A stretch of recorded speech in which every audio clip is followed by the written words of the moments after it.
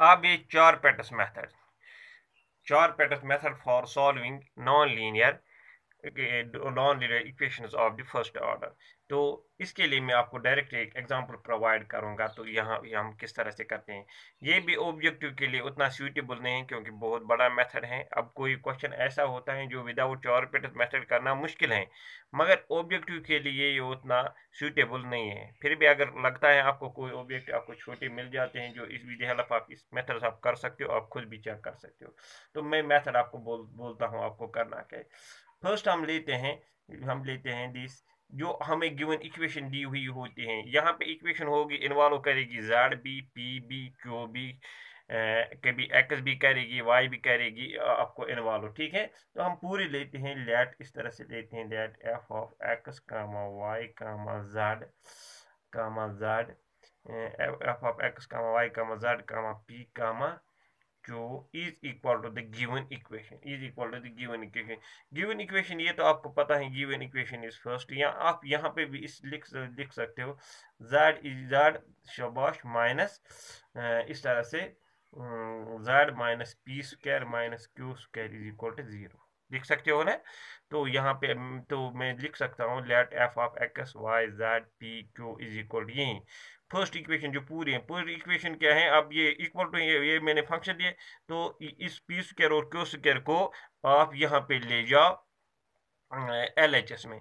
तो यहाँ पर आएगा Z minus P square minus Q square equal to वहां पे रह जाएगा आपका 0। तो आप यूजुअली इसको भी आप इक्वेशन फर्स्ट ट्रीट कर सकते हो क्योंकि ये फर्स्ट इक्वेशन ही है। फिर से जब आप इस Z minus P square minus Q square को इक्वल टू 0 ले लोगे, जेड तो आपको आएगा P square plus Q square. तो इसको हम लेते, जो भी इक्वेशन इसको डिनोट हम पहले हमारा ये होता है, इसको हम डिनोट करते हैं F X Y Z P Q से। ठीक है ना। बाद में हम क्या करते हैं, हम ऑक्सिलरी इक्वेशन कुछ इस तरह से लेते हैं। इस तरह से वो चार बिट्स ऑक्सिलरी इक्वेशन का हो या ऑक्सिलरी इक्वेशन, वो हम इस तरह से लेते हैं। पहले D P divided by do F by dough X plus P into dough F by dough Z, ठीक, plus equal to D Q divided by do F by do Y plus Q into dough F by dough Z do do F sorry do Z फिर equal to हम लेते हैं equal to D Z minus P into dough F by dough P minus Q into dough F by डो Q. फिर लेते हैं हम equal to D X divided by minus डो एफ बाई डो पी। फिर लेते हैं हम equal to D Y divided by minus डो एफ बाई डो क्यू माइनस डो एफ बाई डो क्यू। लास्ट पे हम लिखते हैं, कभी कभी लेते हैं डो F divide capital F divide by 0। ये आपको यहाँ पे ऑब्जेक्टिव में तो आएगा नहीं यहाँ तक, खाली अगर आ भी जाता है चार पेटस मेथड से ऑब्जेक्टिव, तो उसके लिए मेरे ख्याल से आपको पहले दो या पहले दो तीन की ज़रूरत पड़ेगी, इतना सब आपको ज़रूरत नहीं। मगर याद रखने के लिए ये रिलेशन आपको याद होनी चाहिए। अगर आपको सब्जेक्टिव का ऑब्जेक्टिव के लिए इतनी बड़ी रिलेशन अगर आप अपना ना भी याद रखो, या इस पे ज़्यादा चार पिट्स मेथड पे टाइम भी वेस्ट मत कर लेना। ठीक है ना। तो अब हम क्या करेंगे, अब हम अब हम देखेंगे, मैं पहले दो लेता हूँ। अब ज्यादा करने की जरूरत नहीं, मेरा काम पहले दो रिलेशन से बन जाएगा। ठीक है ना। तो मैं करूंगा D सिंपलाइज D P divide by dough F by dough x, जो ऊपर है आपको इक्वेशन। जब आप ऊपर इक्वेशन देखोगे, इस तरह से मैं फिर से दिखाता हूँ आपको। अगर इसको आप डो एफ बाई डो एक्स करोगे तो एक्स कहीं पे है ही नहीं, तो यहाँ पे आपको 0 लिखना है, तो यहाँ पे आपको 0 आ जाएगा। प्लस फिर है P into dough F by dough Z. आप ऊपर फिर से देखो, आप इस एफ को, जो ये एफ, इसको with respect to partial Z करो, तो यहाँ पे 1 आएगा, इसकी 0 तो खाली यहाँ पे 1 आएगा, वो 1 में यहाँ पे लिख लेता हूँ। Is equal to D Q divided by अब डी क्यू डिवाइड बाई दो एफ बाई दो वाई है। ऊपर अगर आप देखोगे तो आपको वहां पे वाई भी नहीं है, जिस तरह एक्स नहीं था वाई भी नहीं, तो वहां पे जीरो आएगा पहले। फिर क्या है आपको प्लस, फिर है आपको पहले दो एफ बाई दो वाई वो तो जीरो है, फिर क्यू इंटू दो एफ बाई दो जेड, दो एफ बाई दो जेड ऊपर फिर से देखो फिर से वही वन आ जाएगा, तो इतना आ जाएगा आपको। तो यहाँ पे क्या, मुझे खाली ये चार पेज मैसेज है, यहाँ आप पी निकालो यहाँ आप क्यू निकालो, आपका काम चल जाएगा बस। आपको कोई भी दो इक्वेशन इनमें से ले लो, आपको पी और क्यू अगर आपको निकल आ गया आपका काम चल जाएगा। देखो यहाँ से मुझे पी निकल आएगा इन टर्म्स ऑफ क्यू, बाद में मैं क्यू भी निकाल सकता हूँ। तो यहाँ पे मुझे निकला D P divide by P is equal to D Q divided by Q, D Q divide by Q.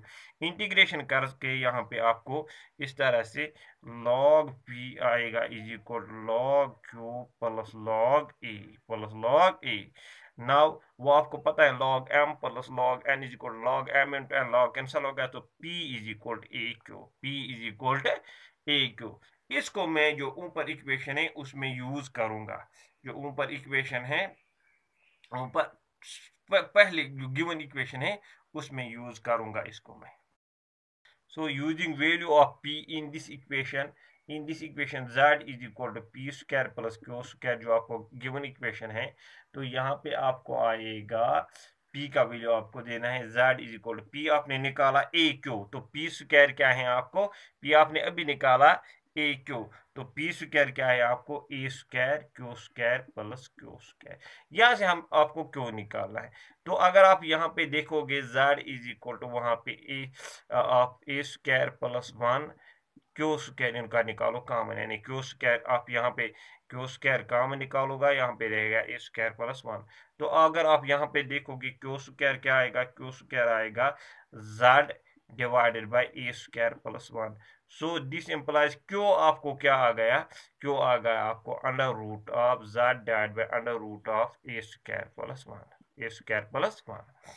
तो यूजुअली आपको इस जॉर्पिटस इक्वेशन से यहाँ पी निकालना होता है या क्यू निकालना होता है। तो यहाँ पे मैंने पी निकाला तो क्यू खुद ब खुद निकल आ गया। अब क्यू पी भी पी मुझे पता है पी है ए क्यू ए, इसी तरह से क्यू का वैल्यू देता हूँ पी का वैल्यू होगा। डियर फोर मुझे पता है अब डी जेड किसके इक्वल है, डी जेड होता है P D x plus Q D Y. अभी अभी आपने निकाला पी है ए क्यू, यानी A Q D x plus Q D Y, because आपने निकाला p is equal to A Q, जो आपने पहले चार पिट्स इक्वेशन से निकाला p is equal to A Q. Now a, अब क्यों आपने निकाला, क्यों क्या हमने निकाला under root of Z divide by under root of A square plus one d x, plus यहाँ पे भी क्यों का value under root of z divided by under root of A square plus one d Y, a square plus one d y d z. अब मैं यहाँ पे variable separate करूंगा। देखो ये under root of A square plus one, under root of A square plus one common निकाल सकते हो आप, तो वो इससे यहाँ पे मल्टीप्लाई हो जाएगा डी जेड को, यहाँ पे आएगा पहले under root of A square plus one इस, या multiply under root of A square plus one both sides, तो यहाँ पे कैंसिल हो जाएगा, यहाँ पे भी कैंसिल हो जाएगा।